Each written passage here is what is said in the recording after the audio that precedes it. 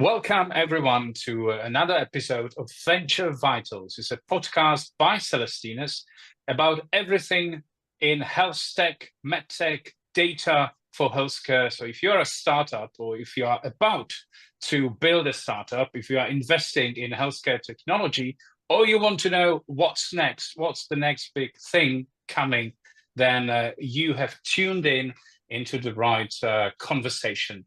My name is Thomas, and I'm here with Yevgeny and also Mike Zack, the CEO of PGxAI, which is a Silicon Valley-based precision medicine startup, perhaps to dominate the next decade in healthcare. So, Mike, it's nice to have you here, and thanks for being with us today.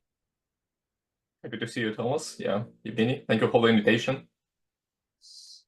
Mike, perhaps we could start with a question you may have anticipated, which is why you switched from academia to startup. You've been at the University of California in San Francisco, and why did you decide to start the company? Kind of cliche these days, you know. Everybody wants to build a startup, but you know, some people just decide to observe the world from a research and a theoretical perspective. Why did you plunge into the cruel business world? Yeah, during my time in academia, especially as a postdoc at UCSF, I was deeply passionate about advancing precision medicine through pharmacogenomics. But I realized that to truly make a meaningful impact, I needed to step out of the lab and bring these innovations directly into the healthcare system. So I founded PGxAI to bridge that gap. What changed? My desire to transform cutting-edge research into tangible solutions that can improve billions of lives. It's been an incredible journey turning my scientific background into a dynamic company that's poised to revolutionize healthcare. Hi, everyone. Thank you, Mike. It's a great pleasure to have you today, this morning in California.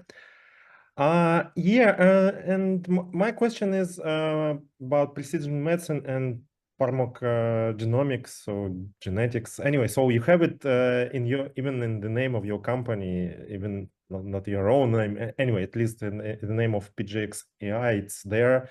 So I assume it's important. Please tell us what's the thing? Why is it important? What's going on? Yeah. Yeah, absolutely.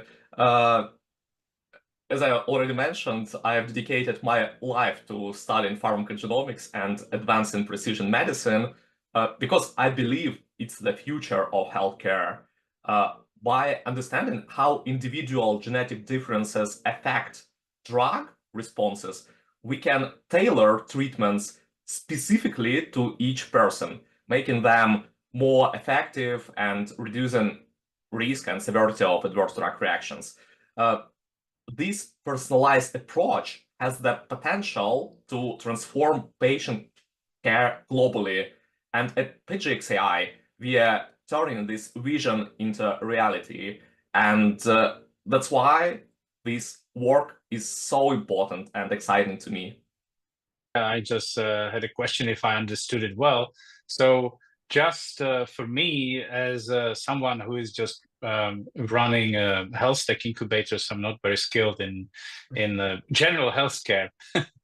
So for example, if I take my DNA sample, I can send it to the hospital of the future, or a drone will pick it up or whatever. I do it at home, even, like sequence my genome, and I wire it to you, to a hospital or to my physician.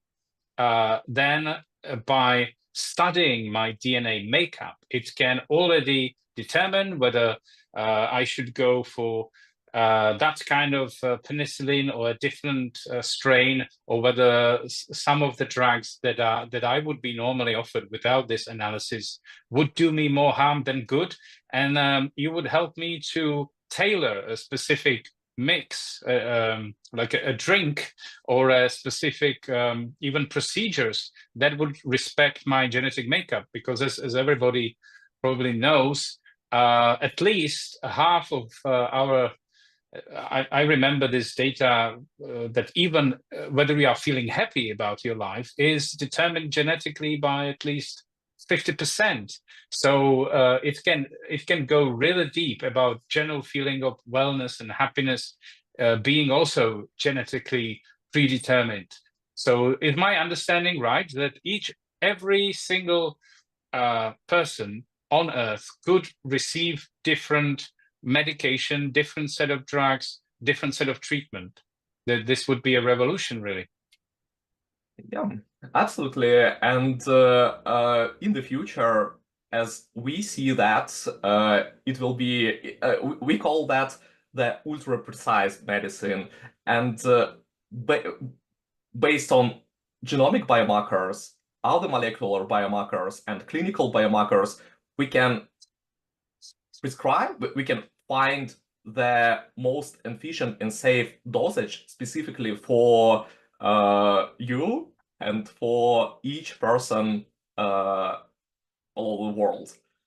So it will be the new era in healthcare, which is called which is called precision medicine, which is called ultra precise medicine. Mm-hmm.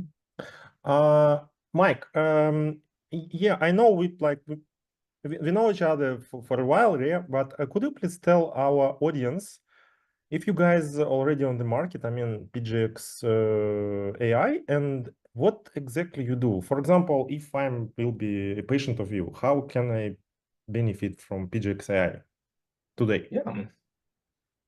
So currently we are working in D2C markets with labs. So you can find us on side of our partners and buy the product, which is called the like depends on the partner, but usually it's called medication report individual response for the specific substances. So we are providing the implications for more than 700 substances. What is the, including drugs, of course, what is the most efficient and what is the most risky for that specific genetic profile. We are providing it's called implications, and we are providing the links for the source where we can find the information about the how changes in genes impact on the efficacy and safety or concentration of drugs, pharmacogenetics of drugs for that specific substance. Well, that's like how it works. Definitely, you asked me about. I think I got it. So just a quick comment. So you should have my DNA, right, in advance. So can Exactly. you we can analyze currently the DNA data from any genetic lab. For example, you have the data from 23andMe, and definitely you can upload it immediately. I mean, like using API technology, you can immediately connect it to one of our partner and analyze the data from 23andMe in terms of pharmacogenetics. That's why you will get the report for 700 drugs based on the results of 23andMe for several millions of SNPs. Fantastic. but that is the reality. Mike, so Which if I understood it correctly, it's more like I cannot, as a customer, as myself, as Thomas, I cannot go directly to you to provide me this service, but you have a network of partners or labs or maybe companies that are retail facing or customer facing, and I can then order the service, which would be powered by your unique AI algorithms or whatever. Is this the business model? Exactly. So you work like exactly. Our business model is B2B and like B2B2C, if it's more correctly. Yeah. And yeah, we are partnered with labs and hospitals and help them to build the new products for their clients or patients, which help them to, of course, first of all, increase the efficacy and safety of therapy if we are talking about hospitals, or build the new product for increasing their revenue if we are talking about their labs. So if this is the future of medicine, this ultra precise medicine, then I would expect lots of players in this market or entering or building new startups, building algorithms, or making use of the new powers of advanced LLM models behind generative AI. So are you the only one at the moment who is providing such a novel service, or is it getting crowded? Do you feel competition? So maybe you could describe the competitive landscape within your area. But before answering that question, I just want to clarify our vision that we don't need to use only pharmacogenomic data. Of course, for clinicians, and I'm MD, PhD, my degree in that field, and I've been working as a physician previously as a psychiatrist. So first of all, we have to take into account, of course, clinical data and clinical outcomes. And that's why I just want to highlight that we use in our model not only genomic data, and that is our most big advantage as I see. So the future where the healthcare system leverages AI and federative learning to revolutionize patient care, this is our envision of the healthcare. Right now, individual doctors rely on their own experience, seen perhaps less than 1,000 clinical outcomes a year, accumulating around 20,000 over a 20-year career. Well, but AI can analyze millions of clinical outcomes from hospitals worldwide in minutes. And that means we can gather the equivalent of thousands of years of medical experience almost instantly. And this future therapy becomes ultra precise. For example, a clinical outcome from, let's say, a patient in Australia can update treatment recommendations through federative learning. And again, thank you for InterSystems for that product, which can help to do that. And just minutes later, a patient in the UK benefits from, let's say from in the UK, benefits from that improved guidance.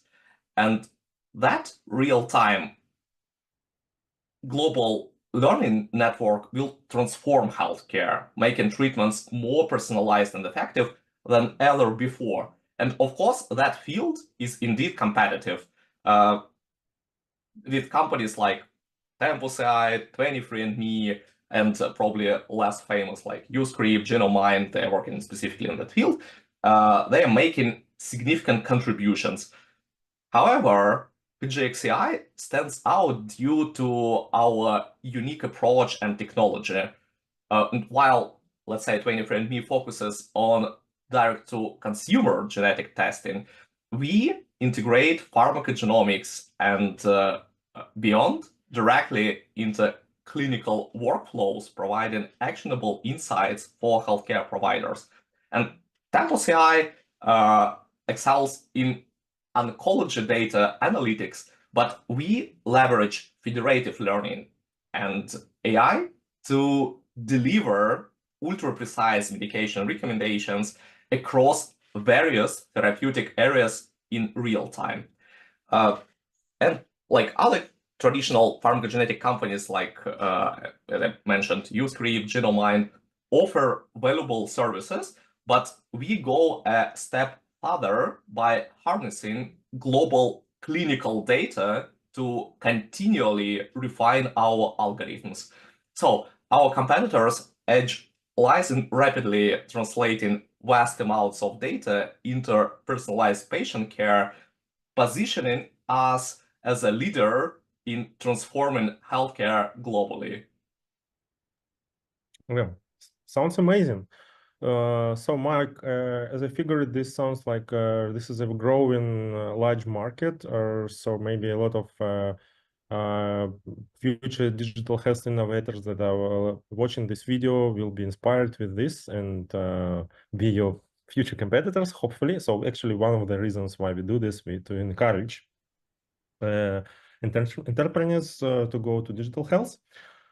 We all heard about the recent 23andMe genomics data breach. Yes, Sure. you mentioned that you need this to perform the services you provide. So you need this data. So could you please, I'm looking. I think the audience also will benefit to listen to your comment about this data breach and also how do you protect data in your solution. So, and what do you think? Yeah. Yeah. So definitely the recent data breach at 23andMe highlights just how crucial data security is in the genomics industry. And at PGxAI, I just want to highlight that we take a different approach. We are not a lab. As I mentioned, we are B2B, and we don't store our clients' data. Instead of that, we analyze genetic information using highly secure methods and then transmit the results directly to trusted labs and healthcare organizations. Beyond that, of course, we employ state-of-the-art encryption for all data in transit, ensuring that genetic information is protected at every step. Additionally, our system incorporates multiple layers of security, including advanced authentication and continuous monitoring to detect any anomalies by utilizing federative learning using the products of InterSystems. Our AI models can process data across various locations without centralizing sensitive information, which means patient data stays securely with the healthcare organizations we've partnered with us. We partnered with. Greatly minimizing any risk of an exposure. And of course, like as a default, we strictly adhere to all relevant regulations like HIPAA, GDPR. Now we are in the process of getting SOC 2 to maintain the highest standards of data protection and patient privacy. The trust of our clients and their patients is paramount, and 23andMe incident reinforces our commitment to safeguarding sensitive information while advancing precision medicine. And we are definitely continuously innovate our security measures to stay ahead of potential threats, ensuring that genetic data is always handled with the utmost care and security. That's great to hear, but I wanted like to ask specifically about 23andMe data breach consequences. Actually, I contributed to 23andMe my DNA, and am I a danger? What are the issues can happen To with be me? honest, I don't know the exact consequences of that. I just heard about that. I read the news, but I don't know the exact consequences, any fees, any fines from the government, or where is that data. Let's see, probably in the future they can announce that Okay, thank you. information. I mean, yeah. Yeah, perhaps in a few years there'll be a Yevgeny somewhere else being born out of a lab based on the Yeah, data to you be cloned provided. So clone somewhere. army kind of scenario. Like, We know what's going to happen from Star Wars, so don't worry, Actually, Evgeny. I don't actually I'm not worried. I expect this was a lot of my activities during the day. I would rather use clone myself. Okay. In a way, some people like Richard Dawkins think that it's your selfish gene that actually selfishly published its own data in order to replicate around the world. So the breach was caused, and your selfish gene is happy that it's been breached. That's some people think it's the goal of our lives to replicate our DNA. So now you took a step a bit further, and you are extremely successful from this point of view. Yeah, yeah. If you move it to this angle, so I'm kind of happy for my genes and for my and for Dawkins as well. So yeah, and but it's yeah. So I have some digital presence now. Okay, but Okay. maybe could I ask a question which I've been thinking about? One security and safety issue is, of course, protection of data, which is the most personal data you can think of, which is the genomic data. But then, how do you also make sure that your service, your analysis keeps running when, for example, there is an outage in OpenAI, or is it, I don't know who is the provider of the language model, or is it your own language model that you trained on servers? And also, how do you prevent LLMs from hallucinating or giving false information? Maybe if I were an investor, I would ask about how sound your language model is. Does it tell the truth? How do you know? And yeah. what happens if it's down? Do you have a backup for this? Maybe Mike, you could comment on this. So currently, of course, I'm not able to explain it in detail because we are in the process of transforming our non-provisional patent to, provisional patent to non-provisional. Okay, so please don't explain, otherwise you lose Yeah. the secrecy part of the patent before. Yeah. So, but yeah, I just can say different ways how it can be built, and based on that, probably auditory can make their conclusion. So, first of all, of course, we can use not only ChatGPT, there are different models which can be used for that, and usually, the most like famous, probably, of course, Llama. The model not which can be used for, of course, like LLM, Llama, Mistral, and other specific models as a core of that.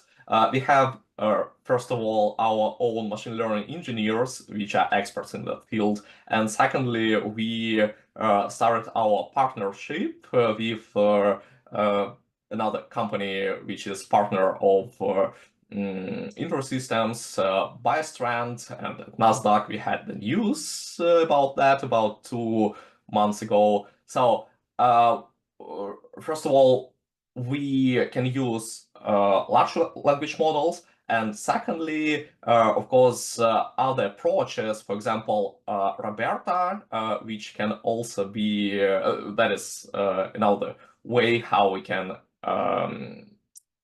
generate the recommendations based on different specific features, which we use as well. So, but the combination of different methods. So this is our invention, and we are in the process of protecting that. Well, yeah, and how we can understand that, and the investors, which you mentioned, that the recommendation is correct. That is again was the big challenge, and nobody did it before us. We used the recommendations which we may find from clinical guidelines, etc., which doctors already use in clinics.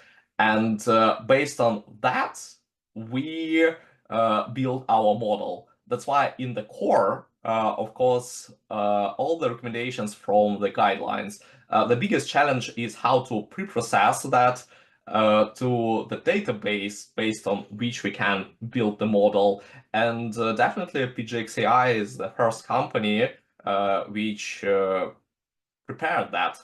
And it will be the core of the technology which will revolutionize the healthcare system globally. Thank you, Mike. Actually, I'm a bit disappointed with your answer because usually when you speak about LLM, it sounds like, hey, it's a magic silver bullet or magic pill. You just use LLM and boom, voila, everything works magically and perfect. I just can explain. We evaluated the sensitivity and specificity and accuracy of all and other parameters of our answers of our model compared to the ideal recommendations, and even and we published that with the guys from big tech companies. You may find that in Google. So we developed and we evaluated that on the really, first of all, small model with only 300,000 parameters, but it's been more than 90% for all of that parameters. Now we're just in the process of publication the model of the 10 billions of parameters which adjust the recommendations. And so if I'm again not able to say the exact values because they're in the process of publishing and patenting that, but it is really huge and I mean like really high, and definitely it is like extremely similar to the original recommendations. And that's why now, for example, if we upload the information from EHR to the model with 99.999%, we will receive the same recommendation which we can read in clinical guideline and pharmacogenetic guideline. Yeah. Okay, but that's great, actually. It just means that people and MDs need to do some work, which is like still there's some place for humans. That's great for me. Yeah. My next question will be yet about geography, because clearly you, Mike, you are in California and your startup is there, and my question is why? I mean, so it is also another advice to the audience if they plan to build a new digital health innovation and like something not only pharmacogenomics and precision medicine, or especially maybe in this sphere. Should they go to California and California only, like Silicon Valley? So any advice on that? So because there are still there's a whole world other, but yeah. So what's so special? Yeah, of course, probably. Got it. The question, and definitely the Silicon Valley and I guess that probably in the US, Boston, great area, there are two capitals in the United States of the biotech, especially. And absolutely, while Silicon Valley has been the traditional epicenter of innovation, there is no denying that the tech landscape is evolving. And high-profile figures like, let's say, Elon Musk have moved companies like Tesla, SpaceX to Texas. And earlier, the giants such as Oracle, HP have also relocated there.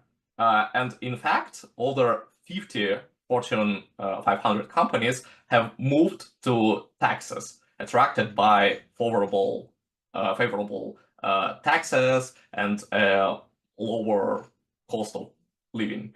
And of course, other reasons. But yeah, definitely it's not more like business problem, just probably not directly about business. So New York City blends tech innovation with financial expertise, and like outside the US, London remains a global hub despite Brexit uncertainties.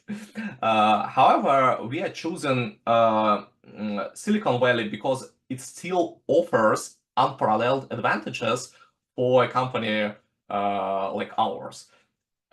The dense network of venture capital, access to top-tier talent in AI and biotech, especially I'm located near Stanford, for example, in 5 minutes from that, and proximity to leading research institutions create a synergy that's hard to replicate. Silicon Valley's culture thrives on collaboration, rapid innovation, and embracing cutting-edge ideas. And that environment accelerates our growth and aligns perfectly with our mission to revolutionize healthcare through AI and precision medicine. So while other locations have their merits and doing impressive things, Silicon Valley remains the optimal place for us to achieve our goals and make a global impact.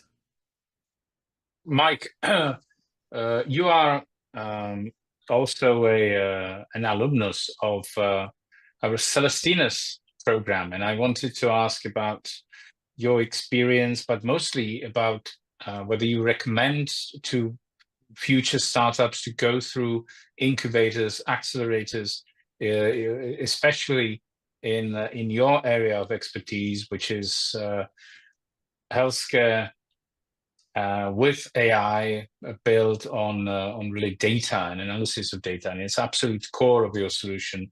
So perhaps could you give us a few thoughts whether it has been time well spent, and whether you would recommend to go through such a program so that the project talks to mentors and finds their spot under the sun?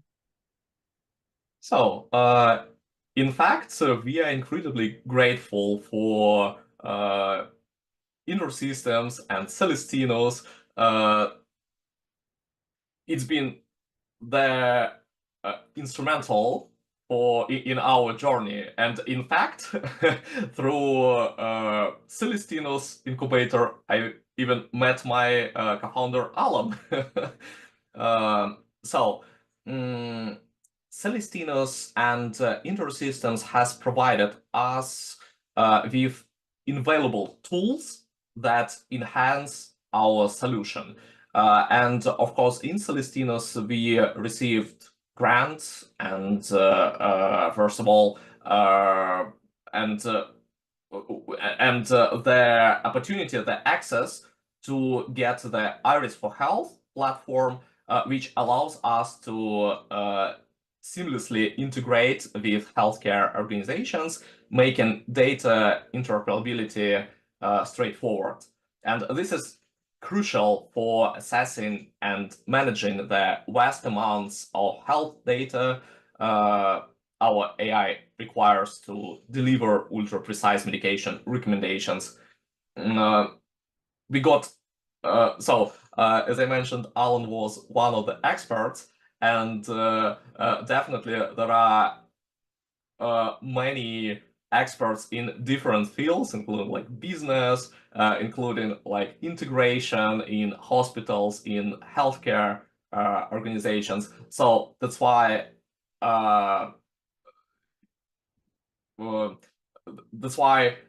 so using such support with the access to the product, which is without that support will be extremely difficult to get for the small startup, because when we started, we didn't have funding for that, etc. So that's why definitely it was a huge boost for our team to accelerate the process of the integration to the healthcare products of our partners. Yeah, thank you, Mike. And actually, even you talked now to two co-founders of Caelestinus incubator. We're totally not biased here, but upon your recommendation, we can invite all the startups that are watching this podcast and listening to that to apply to Caelestinus 2025 in January, and to go through selection in February, and have the similar success as PGxAI. So you can find you can implement your innovation, you can find co-founders, and maybe even fundraising. And actually, this is my question. So we know that all the startups they have all these several steps of fundraising. Where you are now and are fundraising, what's going on? Maybe we can invite investors who are also watching this podcast to invest in PGxAI, please. Of course, definitely, as other startups, especially in biotech, we are currently in the process of raising $2 million funding round with a strong emphasis on forming strategic partnerships. So previously we raised from angels, from capitals safes. Now we are seeking to collaborate with investors who not only provide capital, but also bring valuable industry expertise, networks, and shared vision for transforming healthcare through AI-driven precision medicine. Engaging with such strategic partners accelerates our growth trajectory and amplifies our ability to make a significant impact on global health outcomes. That investment will enable us to scale our technology, expand our team, and advance our research and development efforts. So that's why we're excited about opportunities this funding, and it will create for both our company and broader healthcare ecosystem. That's why, just want to highlight that we are now a profitable company, and that's why definitely for us investments will be a huge acceleration from strategic partnership to find more opportunities to increase our revenue. That's why we are very welcome to anybody who just want to join us in our way.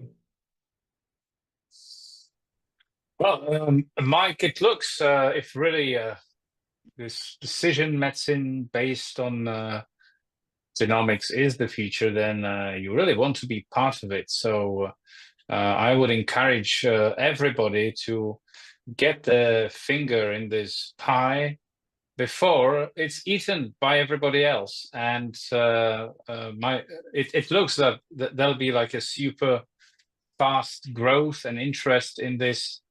So when are you planning to become a unicorn, or what's this animal? There is this next level, which is like a 10 times unicorn. What is it, dodecacorn, or whatever is it called? Yeah. So if we are speaking about especially unicorn, we anticipate reaching that status, the status within the next 3 to 4 years, perhaps even sooner. We have specific milestones set, and we are fully committed to achieving them ahead of schedule. Our team is incredibly dedicated.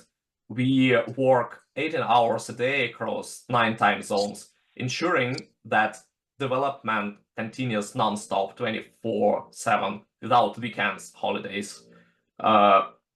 In fact, we are so driven that we are conducting this interview at 6 a.m.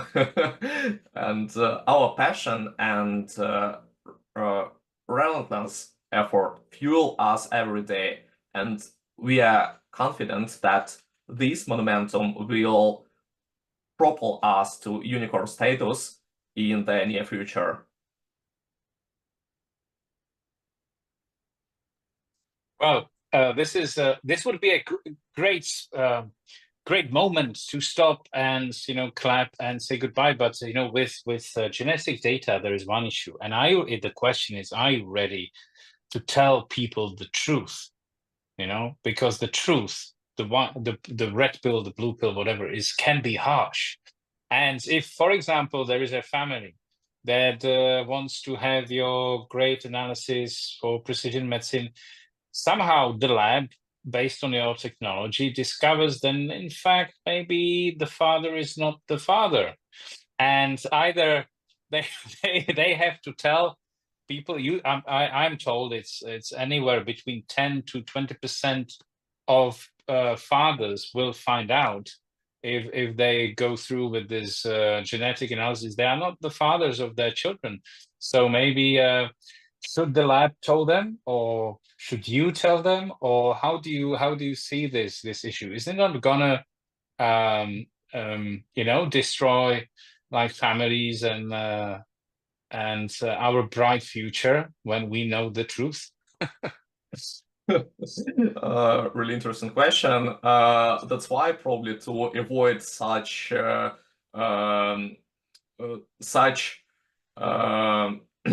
situation, which is pretty difficult probably to explain, and we don't know how ethically to do it correctly. We just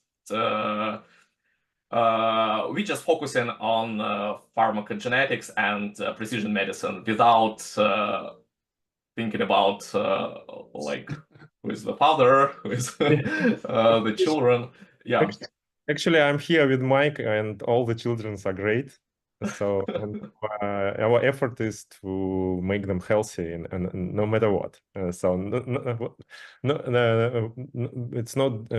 no matter which DNA we have.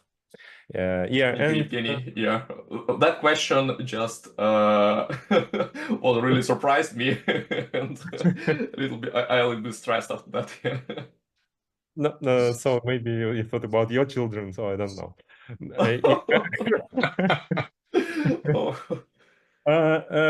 Nevertheless, I think this was exciting conversation with you, Mike, and so we have a great pleasure with Tomasz to with such conversations and with innovators to touch really touch the future. I mean, we really participate in that, and we wish you a huge success.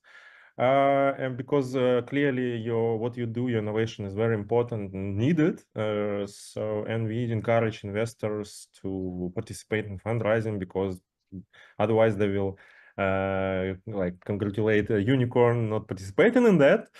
Yeah, and we encourage all digital health innovators to follow Mike's example. Do not be afraid, even you're a scientist now. So it's your entrepreneurship journey awaits you, yeah, and it's possible. Also, all is possible. And yeah, thank you, Mike. Thank you, Evgeny. Thank you, Thomas, for the invitation. I got really, I just really enjoyed that interview and all the questions. So really appreciate the invitation. And yeah, thank you so much. Yeah. We have a fantastic day in California. It's only starting, yeah. Definitely, yeah. 8 meetings and in 2 minutes the next one. The team. Okay. Yeah. Happy Mike, birthday, guys. Yeah. Thank you, guys, and thank you for listening to Venture Vitals, a podcast by Caelestinus. And if you're a startup and thinking of going through our incubation program, you can now apply for our 2025 batch online at Caelestinus.tech. If you're an investor, we bring you great alumni, great startups like PGxAI today. So be part of the unicorn, ride it. Don't just wait and see. Excellent. We'll be happy to see you all, to hear you all in about a month with our next episode, and have a great time wherever you are, whichever time zone you are. Bye, guys. Thank you.